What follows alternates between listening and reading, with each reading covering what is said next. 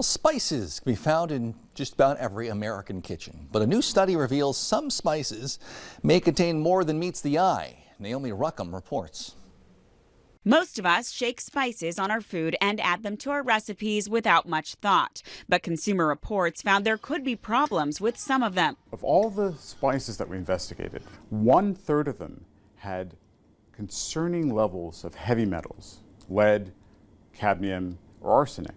Chief Scientific Officer James Dickerson says Consumer Reports tested 126 herbs and spices from 38 different companies. In every brand of oregano and thyme, concerning levels of heavy metals were detected. The metals were also found in almost all brands of ginger and basil tested, and in around half of the paprika and turmeric brands. Studies have shown that frequent exposure to lead, cadmium, and arsenic can be damaging over time. For children, during their early stages of development, these heavy metals can adversely impact their neurological development as well as the respiratory development. Spices are often grown overseas, where contaminated water can lead to heavy metals in the soil. The American Spice Trade Association says an analysis showed spices make up less than 0.1% of dietary lead exposure in children ages 1 to 6, and the risk is low in adults.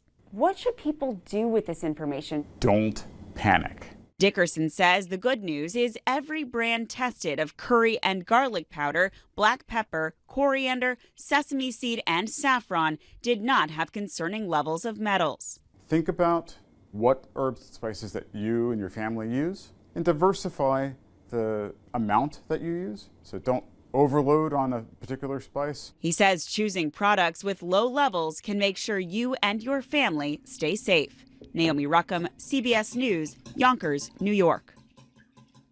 By the way, in tests done by Consumer Reports, organic products did not perform any better than the non-organic spices. You may be paying more for champagne for your New Year's Eve celebration. Coming up next, we'll show you what's contributing to the shortage.